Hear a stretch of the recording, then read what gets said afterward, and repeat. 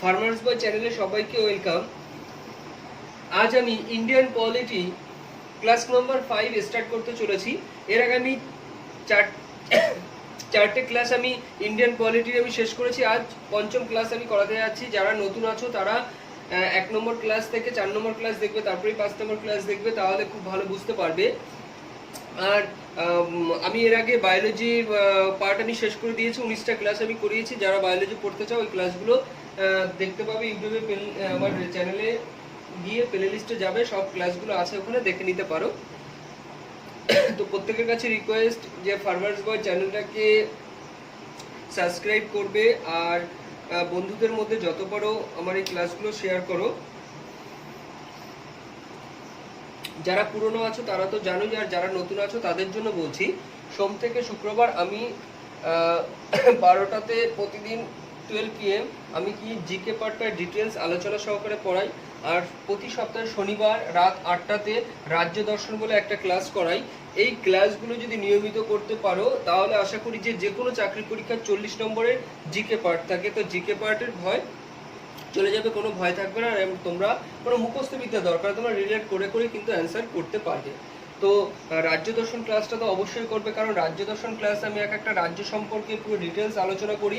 আমি আসাম রাজ্য শেষ করেছি, কেরালা রাজ্য শেষ করে দিয়েছি। সেখানে আমি সিএম অর্থাৎ মুখ্যমন্ত্রী থেকে গভর্নর থেকে শুরু করে ওই রাজ্যের ন্যাশনাল পার্ক কী কী আছে, কোন কোন নৃত্য বিখ্যাত, কোন নদীর তীরে কোন শহর অবস্থিত, সমস্ত কিছু আমি পুরো ডিটেলসে আলোচনা করি। যারা ক্লাস দেখোনি, নতুন আছো, তারা অবশ্যই ক্লাসগুলো দেখে নেবে। আর যদি ভালো লাগে তাহলে বন্ধুদের মধ্যে অবশ্যই শেয়ার করবে। দেখো, আমি ইন্ডিয়ান পলিটির আমি চতুর্থ ক্লাস শেষ করেছি, আজকে পঞ্চম ক্লাস শুরু করতে চলেছি। তো দেখো, এই 4টে ক্লাসে আমি কি কি করিয়েছি সেটা একটু ভালো করে বুঝে নেবে প্রত্যেকে। আমি প্রথমে করিয়েছিলাম, দেখো, হিস্টোরিক্যাল এভুলেশন অর্থাৎ ঐতিহাসিক বিবর্তন করিয়েছিলাম প্রথম ক্লাসে করিয়েছিলাম কি রেগুলেটিং অ্যাক্ট অফ কত 1773। তারপর সেখানে ডিটেলসে আমি আলোচনা করেছি কি কি হয়েছে না হয়েছে সবকিছু আলোচনা করেছি। তারপরে কি করেছিলাম, সুপ্রিম কোর্ট অফ ক্যালকাটা নাম ছিল, পরবর্তীকালে কি হলো supreme court of federal court হয়েছিল। তারপরে কি হয়েছিল সুপ্রিম কোর্ট অফ ইন্ডিয়া, আমরা এটা জানি। কিন্তু প্রথমে সুপ্রিম কোর্ট অফ ইন্ডিয়া ছিল না, প্রথমে ছিল সুপ্রিম কোর্ট অফ ক্যালকাটা। এটা আমরা জানি। প্রধান বিচারপতি কজন থাকে, 3+1 4 জন থাকে। তারপরে কি করেছিলাম, অ্যামেন্ডিং অ্যাক্ট কত 1781 অর্থাৎ সংশোধনী আইন 1781 করিয়েছি তোমাদের। তারপরে কি করিয়েছিলাম তোমাদের, পিটস ইন্ডিয়া অ্যাক্ট কত 1784, এটা দ্বিতীয় ক্লাসে করিয়েছিলাম। দ্বিতীয় ক্লাসে আর কি করিয়েছিলাম, চার্টার অ্যাক্ট কত 1813। চার্টার অ্যাক্টে কি কি হয়েছে, চার্টার কি সিল্ক পেপার আমি বুঝিয়ে দিয়েছিলাম, তোমাদের করিয়ে দিয়েছি, লিখিয়ে দিয়েছি। আর কি করিয়েছিলাম, দ্বিতীয় ক্লাসে করিয়েছিলাম চার্টার অ্যাক্ট কত 1833। সেই 1833-এ কি কি হয়েছিল সেই সম্পর্কে আমি আলোচনা করেছিলাম। আর কি করেছি, তৃতীয় ক্লাসে কি কি করেছিলাম, আমি করেছিলাম হিস্টোরিক্যাল ব্যাকগ্রাউন্ড করিয়েছিলাম, ঐতিহাসিক পটভূমি কি কি করেছি সেখানে, যে কত সালে ইস্ট ইন্ডিয়া কোম্পানি ভারতে আসে, সেই 1600 খ্রিস্টাব্দে আকবরের শাসনকাল শেষ হয়, তারপরে তার ছেলে জাহাঙ্গীর শাসনকাল শুরু করেন। তারপরে কি হচ্ছে, ইংরেজরা আসে কি করতে, ইংরেজরা আসে এই দেশে কি ইস্ট ইন্ডিয়া কোম্পানি প্রতিষ্ঠার পারমিশন নিতে প্রথমে পায় না, পরবর্তীকালে আবার আসে, তারপরে পারমিশন পায়, তারপরে তারা ইস্ট ইন্ডিয়া কোম্পানি স্থাপন করেন। তারপরে এ সমস্ত নিয়ে সব আমি আলোচনা করেছি। তারপরে আমি কি করেছিলাম, পিটস ইন্ডিয়া অ্যাক্ট করেছিলাম। সেখানে আমি করিয়েছিলাম কোর্ট অফ ডাইরেক্টর, আর কি ছিল বোর্ড অফ কন্ট্রোল ছিল, সেগুলো সম্পর্কে আলোচনা করিয়েছি। তারপরে কি করেছিলাম, চার্টার অ্যাক্ট কত 1853 করিয়ে দিয়েছি তোমাদের। তারপরে কি করিয়েছি, তারপরে দেখো চতুর্থ ক্লাসে তোমাদের লাস্ট যে চতুর্থ ক্লাস 15 তারিখে আমি ক্লাস করিয়েছি, সেই 15 তারিখে যে ক্লাস চতুর্থ ক্লাসে আমি কি করিয়েছি, চতুর্থ ক্লাসে চার্টার অ্যাক্ট যে 1853-এর বাকি যেটা ছিল সেটা করিয়ে দিয়েছি। তারপরে কি করিয়েছি তোমাদের, গভর্নমেন্ট অফ ইন্ডিয়া অ্যাক্ট কত 1858, এটা করিয়েছি। তারপরে কি করেছি চতুর্থ ক্লাসে, ইন্ডিয়ান কাউন্সিল অ্যাক্ট কত 1861 করিয়ে দিয়েছি। তো দেখো, এ পর্যন্ত কিন্তু আমি করিয়েছি কি, ইন্ডিয়ান কাউন্সিল অ্যাক্ট, তাই তো, ইন্ডিয়ান কাউন্সিল অ্যাক্ট 1861 এ পর্যন্ত আমি কমপ্লিট করেছি চতুর্থ ক্লাসে। আজ আমি পঞ্চম ক্লাস স্টার্ট করতে চলেছি। তো পঞ্চম ক্লাসে দেখো, প্রথম লেখো, পঞ্চম ক্লাসে প্রথম কি হবে, ইন্ডিয়ান কাউন্সিল, ইন্ডিয়ান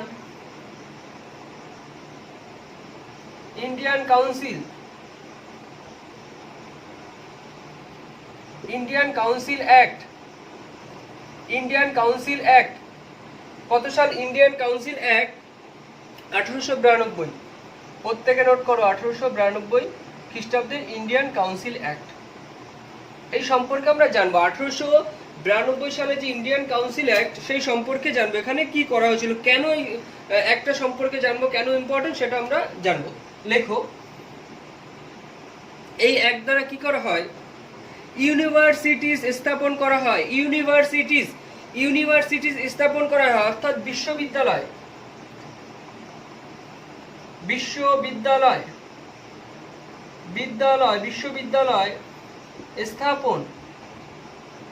স্থাপন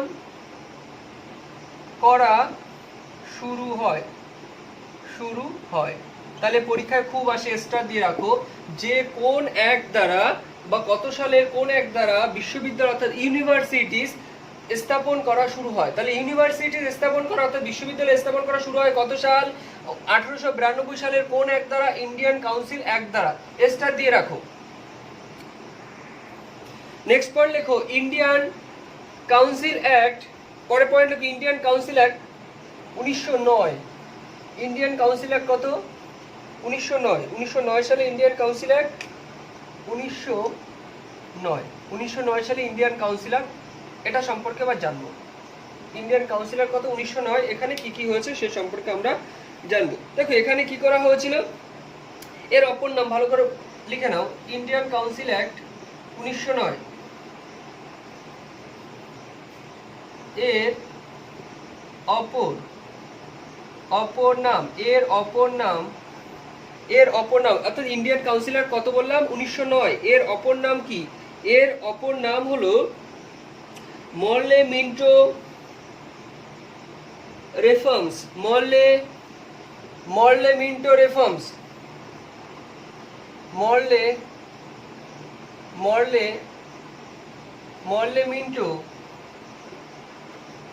মিন্টো রেফর্মস।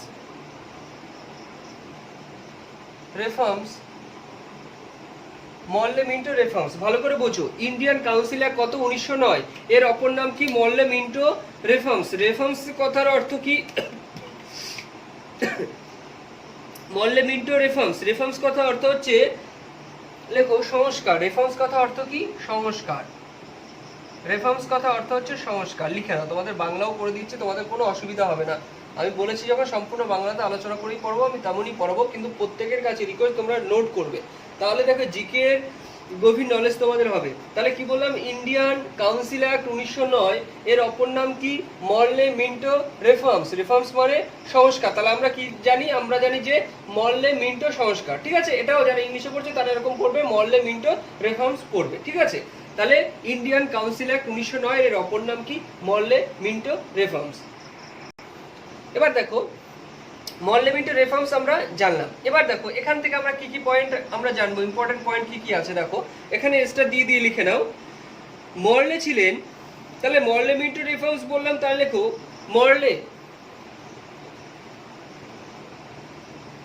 মরলে ছিলেন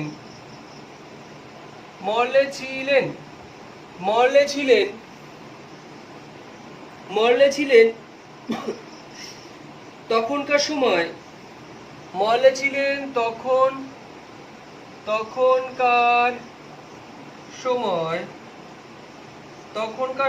মরলে ছিলেন তখনকার সময় সেক্রেটারি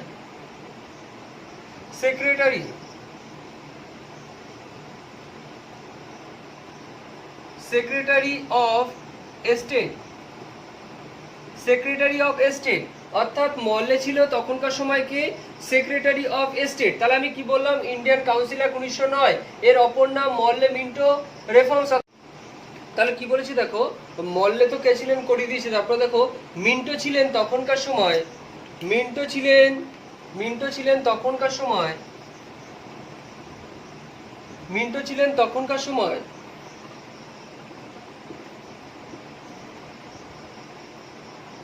ভাইসরয় অফ ইন্ডিয়া। তাহলে মিন্টো কে ছিলেন? মরলে ছিলেন তখনকার সময় কি? রাষ্ট্র সচিব ছিলেন।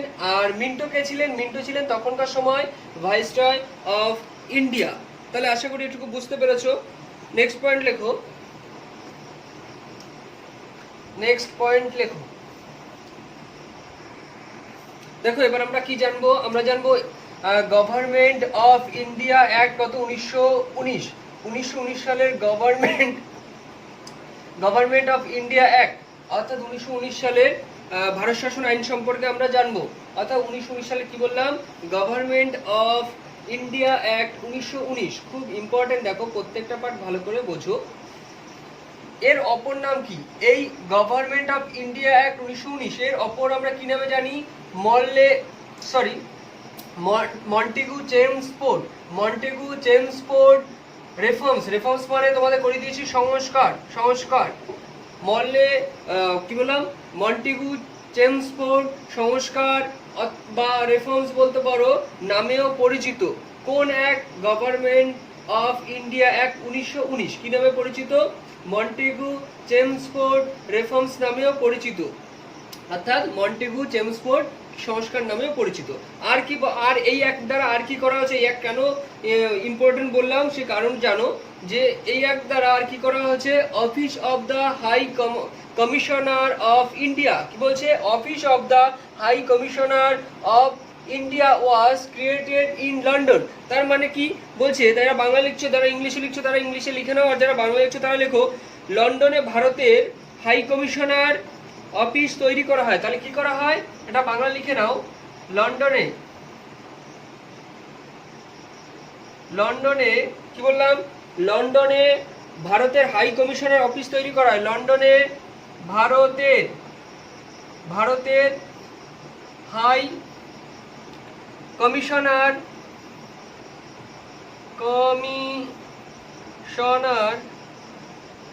অফিস তৈরি করা হয়। তাহলে মাথায় রাখবে যে government of India 1919 Montagu Chelmsford reforms নামে পরিচিত, আর কি, office of the high commissioner of India was created in London, অর্থাৎ লন্ডনে ভারতের হাই কমিশনার অফিস তৈরি করা হয়। আর কি করা হয় আমরা জানবো, আর কি করা হয় এই অ্যাক্ট দ্বারা আর কি করা হয়। তাহলে কি বললাম, এই অ্যাক্ট দ্বারা আর কি করা হয়েছে, বলছে ইন্ডিয়ান লেজিসলেটর বিকাম বাইক্যামেরাল। তাহলে কি বলছে, ইন্ডিয়ান লেজিসলেটর বিকাম বাইক্যামেরাল মানে হচ্ছে, লেখো, বলছে যে ভারতীয় আইনসভা দ্বিকক্ষ বিশিষ্ট হয়। তাহলে কোন আইন দ্বারা হয়, বলছে এই দ্বারাই কি হয়, ভারতীয় আইনসভা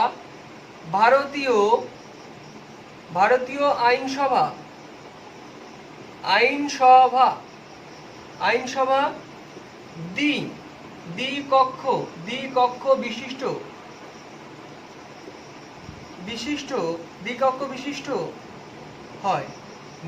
বিশিষ্ট হয়।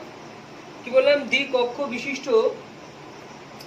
বিশিষ্ট হয়। তাহলে বলছে যে কোন এক দ্বারা হয়, গভর্নমেন্ট অফ ইন্ডিয়া 1919। তাহলে কি হয়েছে, ইন্ডিয়ান লেজিসলেটর বিকাম বাইক্যামেরাল, অর্থাৎ ভারতীয় আইনসভা দ্বিকক্ষ বিশিষ্ট হয়। এই দ্বিকক্ষ কি কি এবার আমরা জানবো। এই দ্বিকক্ষ কি কি, এই দ্বিকক্ষ লেখো, উচ্চকক্ষ আর নিম্নকক্ষ। উচ্চকক্ষ নিম্নকক্ষ। তাহলে উচ্চকক্ষ কি, উচ্চকক্ষ হচ্ছে রাজ্যসভা, উচ্চকক্ষ হচ্ছে রাজ্যসভা, আর নিম্নকক্ষ কি, লোকসভা। তাহলে আমরা কি জানলাম, যে ইন্ডিয়ান লেজিসলেটর বিকাম বাইক্যামেরাল, অর্থাৎ ভারতীয় আইনসভা দ্বিকক্ষ বিশিষ্ট হয় কোন এক দ্বারা, গভর্নমেন্ট অফ ইন্ডিয়া 1919। সেই দুই কক্ষ কি কি, একটা হচ্ছে উচ্চকক্ষ, যেটা হচ্ছে রাজ্যসভা উচ্চকক্ষ, আর নিম্নকক্ষ হচ্ছে কি, লোকসভা। তাহলে উচ্চকক্ষ আর, দেখো আমি এখানে স্পেলিংটা ভুল করেছি, নিম্ন হবে, নিম্নকক্ষ। এটা একটু তোমরা ঠিক করে নিও, ঠিক আছে, উচ্চকক্ষ আর নিম্নকক্ষ। উচ্চকক্ষ কি বললাম, রাজ্যসভা, আর নিম্নকক্ষ কি বললাম, লোকসভা। নেক্সট পয়েন্ট লেখো, তাহলে এই একদম আর কি হয়েছে ভালো করে দেখো, যে গভর্নমেন্ট অফ ইন্ডিয়া অ্যাক্ট 1919 দ্বারা আর কি হয়েছে বলছে, শিখস, ইন্ডিয়ান খ্রিস্টান, অ্যাংলো ইন্ডিয়ান অ্যান্ড ইউরোপিয়ানসদের জন্য আলাদা আলাদা রিজার্ভেশন চালু হয়। ভালো করে বোঝো, দেখো আমি ইন্ডিয়ান পলিটি পড়াচ্ছি, তোমাদের হয়তো মনে হতে পারে দাদা হিস্ট্রি পড়াচ্ছে, না আমি হিস্ট্রি পড়াচ্ছি না, প্রত্যেকটা সাবজেক্টেরই হিস্ট্রি থাকে, প্রত্যেকটা সাবজেক্টের ইতিহাস থাকে, আমি সেটাই আলোচনা করছি। ইন্ডিয়ান পলিটির আমি ইতিহাসটাই আলোচনা করছি, কিভাবে ইন্ডিয়ান পলিটি অর্থাৎ ভারতীয় সংবিধান কেন তৈরি হলো, কেন চিন্তাধারা এলো, সেটাই কিন্তু আমি করিয়ে যাচ্ছি। ভালো করে বুঝবে, আজ হয়তো এই পার্টটা করাবো, নেক্সট দিন থেকে হয়তো সংবিধানের পার্ট চলে আসবে, সেই জন্য ভালো করে প্রত্যেকে বোঝার চেষ্টা করো। তাহলে আমি কি করেছি, গভর্নমেন্ট অফ ইন্ডিয়া অ্যাক্ট 1919-এ কি কি করা হয়েছে সেটা আমি বলেছি।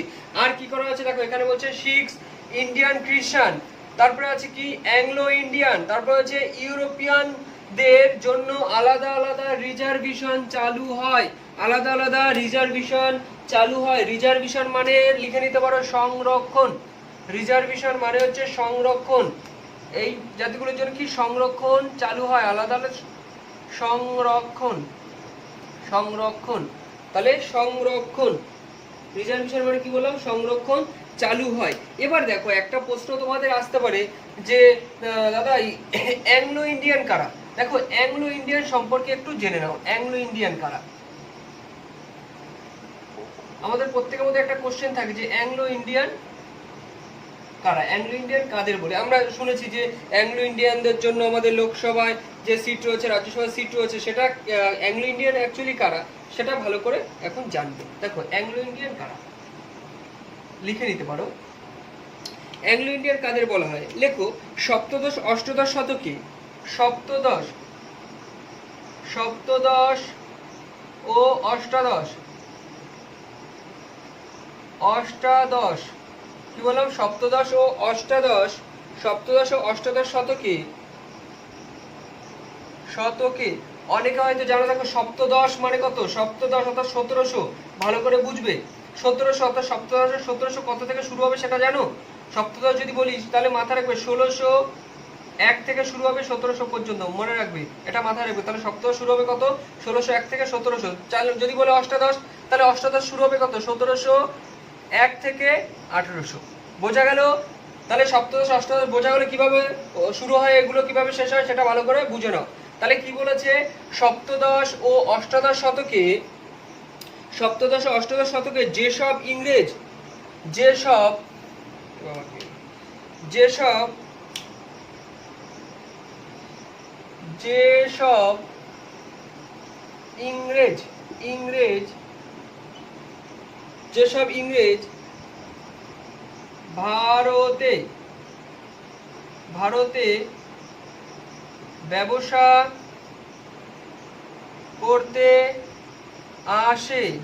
করতে আসে ও তারা ব্রিটেনে ফিরে গেলে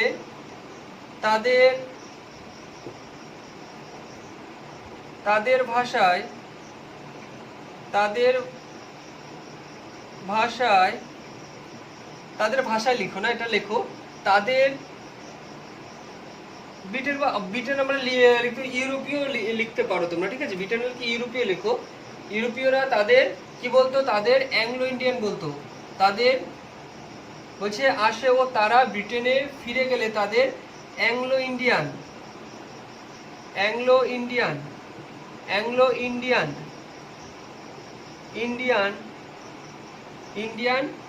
বলা হতো, অ্যাংলো ইন্ডিয়ান বলা হতো। এই হচ্ছে অ্যাংলো ইন্ডিয়ান এসছে, দেখো কিভাবে তাদেরকে কি বলা হতো, অ্যাংলো ইন্ডিয়ান বলা হতো। কিন্তু মাথায় রাখবে, কিন্তু ভারতীয়দের ক্ষেত্রে কিন্তু একটু আলাদা। ভারতীয়দের ক্ষেত্রে অ্যাংলো ইন্ডিয়ান কারা সেটা ভালো করে জানো। এটা আমি কি বললাম, সপ্তদশ অষ্টাদশ শতকে যে সমস্ত ইংরেজ বণিকরা অর্থাৎ ভারতে ব্যবসা করতে এসেছিল, তারা যখন ব্রিটেনে ফিরে গেল, বা তারা কি বলতো, দেখো আমি আগেও আলোচনা করেছি, ব্রিটেন বারবার তোমাদের মুখস্থ করে দেবো, ব্রিটেন অর্থাৎ আমরা ইউকে বলি, তাদেরকে নিয়ে তৈরি হতো, 4টে দেশ নিয়ে তৈরি হয়েছে। কারা রয়েছে তার মধ্যে, স্কটল্যান্ড বললাম, তারপরে স্কটল্যান্ড, আর ওয়েলস আর ইংল্যান্ড এদেরকে নিয়ে কিন্তু ব্রিটেন বা আমরা ইউকে বলি তারা গঠিত, অর্থাৎ তাদের ভাষায় এদেরকে কি বলা হতো, অ্যাংলো ইন্ডিয়ান বলা হতো। কিন্তু ভারতীয়দের ভাষায় কাদের অ্যাকচুয়ালি অ্যাংলো ইন্ডিয়ান বলতে আমরা কাদের বুঝি, লিখে নাও। ভারতীয়দের ক্ষেত্রে অ্যাংলো ইন্ডিয়ান বলতে বোঝা হয়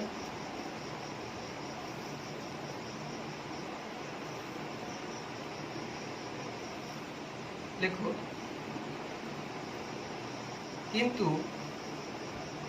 কিন্তু ভারতীয়দের ক্ষেত্রে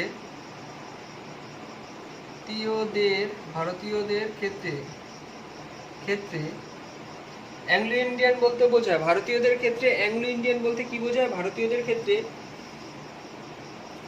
ব্রিটিশ পিতা ও ভারতীয় মাতা, এই কথাটা ভালো করে মাথায় রাখো। ভারতীয় মাতা তাদের সন্তানকে আমরা অর্থাৎ ভারতীয়রা বলবো কি, মাতার সন্তানকে অ্যাংলো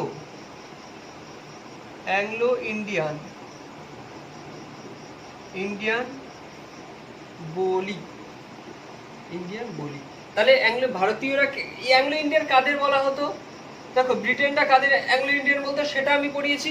এবার কি পড়ালাম তোমাদের, যে ভারতীয়রা অ্যাকচুয়ালি কাদের অ্যাংলো ইন্ডিয়ান বলে। তাহলে ভারতীয়রা হচ্ছে দেখো ইংরেজ বণিকরা ভারতে ব্যবসা করতে এসছে, আসার ফলে সেই বণিক যদি ভারতীয় কোনো মেয়েকে বিয়ে করে এবং তাদের যে সন্তান তাকেই কি বলা হয়, অ্যাংলো ইন্ডিয়ান বলা হয়। আমাদের ভারতীয়রা অ্যাংলো ইন্ডিয়ান বলতে এটাই বুঝি।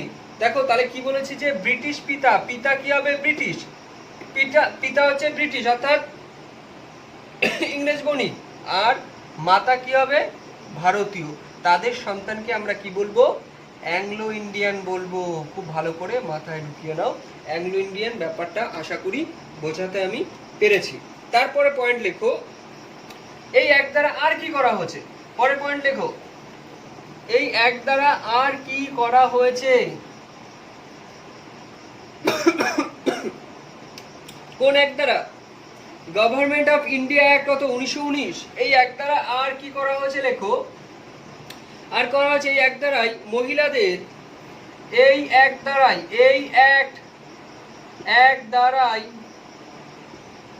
দ্বারাই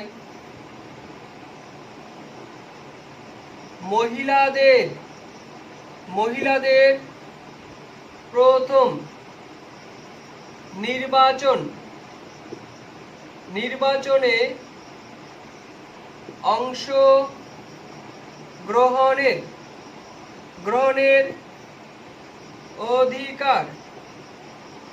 অধিকার দেওয়া হয়েছে। ভালো করে বুঝে নাও, যে গভর্নমেন্ট অফ ইন্ডিয়া 1919 কি করা হচ্ছে দেখো, সেই সম্পর্কে কিন্তু আমি বলেছি। তাহলে এই এক দ্বারা আর কি করা হচ্ছে, এই এক দ্বারাই মহিলাদের প্রথম নির্বাচনে অংশগ্রহণের অধিকার দেওয়া হয়। অর্থাৎ এর আগে, এই অ্যাক্টের আগে পর্যন্ত 1919 সালের গভর্নমেন্ট অফ ইন্ডিয়া অ্যাক্টের আগে পর্যন্ত কোনো মহিলা নির্বাচনে অংশগ্রহণ করতে পারতো না, অর্থাৎ প্রার্থী হতে পারতো না। কিন্তু 1919 সালের এক দ্বারা কিন্তু নির্বাচনে অংশগ্রহণের অধিকার তাদেরকে কি দেওয়া হয়, মাথায় রাখবে। তাহলে দেখো গভর্নমেন্ট অফ ইন্ডিয়া অ্যাক্ট দ্বারা আমি কি করিয়েছি, এখানে করিয়েছি মন্টেগু চেমস্ফোর্ড রেফর্ম নামে এই অ্যাক্ট পরিচিত। আর কি করিয়েছি, office of the high commissioner of India was created in London, অর্থাৎ লন্ডনে ভারতের হাই কমিশনার অফিস তৈরি করা হয়। এই অ্যাক্ট দ্বারা আর কি করা হয়, আর বলেছি ইন্ডিয়ান লেজিসলেটর বিকাম বাইক্যামেরাল, অর্থাৎ ভারতীয় আইনসভা দ্বিকক্ষ বিশিষ্ট করা হয়। সেখানে কি বলেছি, উচ্চকক্ষ নিম্ন কক্ষ, তাই তো। উচ্চকক্ষ বলেছিলাম কি রাজ্যসভা, নিম্ন কক্ষ বলেছি লোকসভা। তারপর আর কি করা হয়, শিখ, ইন্ডিয়ান খ্রিস্টান, অ্যাংলো ইন্ডিয়ান অ্যান্ড ইউরোপিয়ানস দের জন্য আলাদা আলাদা কি বলেছি রিজার্ভেশন চালু হয়। তাহলে কাদের জন্য রিজার্ভেশন চালু হয়, তাহলে কাদের জন্য রিজার্ভেশন চালু করা হয়েছিল, শিখ, ইন্ডিয়ান খ্রিস্টান, অ্যাংলো ইন্ডিয়ান অ্যান্ড ইউরোপিয়ানদের জন্য আলাদা আলাদা কি রিজার্ভেশন অর্থাৎ সংরক্ষণ চালু হয়। এবার আমি বলেছি অ্যাংলো ইন্ডিয়ান কারা, অ্যাংলো ইন্ডিয়ান বুঝিয়ে দিয়েছি। অ্যাংলো ইন্ডিয়ানের পরে আমি কি বললাম যে এই এক দ্বারা আর কি করা হয়েছে, এই এক দ্বারাই প্রথম মহিলাদের প্রথম নির্বাচনে অংশগ্রহণের অধিকার দেওয়া হয়েছে। কোন এক দ্বারা? গভর্নমেন্ট অফ ইন্ডিয়ান অ্যাক্ট 1919 দ্বারা। দেখো এখানে আরেকটা পয়েন্ট লিখে নেব,